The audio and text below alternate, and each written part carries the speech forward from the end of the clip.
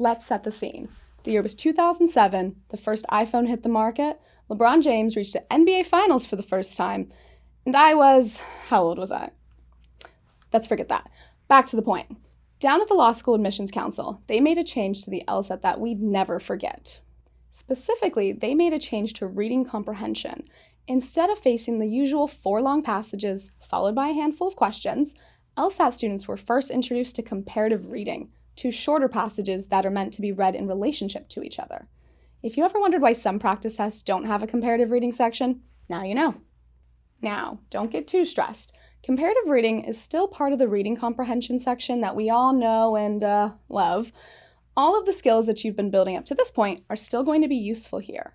You're still going to see questions about main points, primary purposes, and author's attitudes. And so, in that respect, these will be very similar to passages you've already done. But there are some differences too. You may see questions that ask you to identify a point that the 2 passages are in agreement or disagreement about, or find a detail that's mentioned in only one of the 2 passages. Questions like these require that you, compare the passages to each other. And in order to do that, we're going to have to adjust our reading method just a bit. So, let's talk strategy. Reading passage A, the first of the 2 passages, should go pretty much like any other reading comp passage. We're still going to look out for the author's opinion and any other viewpoints developed in the passage. We're still going to anticipate the main point, the primary purpose, and the author's attitude. And we're going to stop after each paragraph to think about how it relates to the other parts of the passage, paying close attention to the evidence or support for the author's opinion. We're still going to highlight and tag like we would for any other passage. We're going to do all of that before we start with passage B. So, take a deep breath after you wrap up your thoughts on passage A. For the second passage, we're going to start out pretty much the same as we've been going. We're going to highlight and tag, look out for primary structures, identify what the author thinks, secondary structures, all that jazz.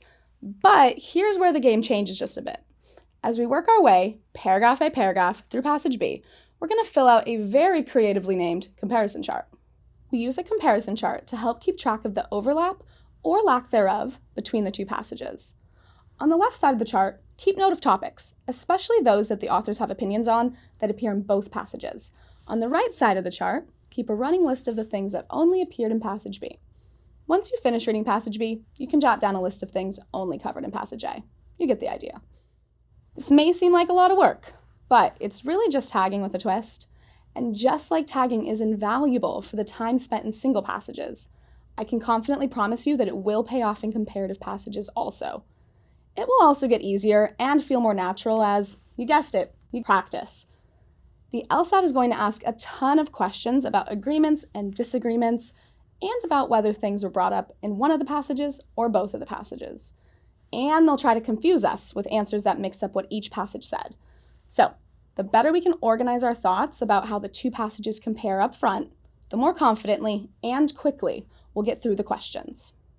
The last thing we'll want to do with our comparative passages, other than answering the questions, of course, is to quickly define for ourselves how passage A and B are related. Even LSAC wouldn't ask us to read 2 totally unrelated passages, so it's a good idea to figure out how the 2 passages play off each other. The relationship is rarely as straightforward as a simple, they agree with each other, or they think the opposition is garbage that they'd happily throw into a fire. Recent years have shown us passages that agree on a set of premises, but disagree on the conclusions that can be drawn from them, show 2 perspectives on the same topic, show similar perspectives on different topics, or outline a theory and demonstrate an application of that theory. Regardless of what the relationship is, be sure to get it down on paper, so you'll be ready for whatever questions come your way. So, to recap, when you're taking on comparative passages, you're going to want to follow the usual reading comp process when it comes to highlighting, identifying primary and secondary structures, keeping track of viewpoints, and anticipating the main point, primary purpose, and author's attitude. And you'll want to keep track of points of agreement and disagreement, topics brought up in one passage but not the other, and the relationship between the 2 passages. It may sound like a lot, but it gets easier in practice.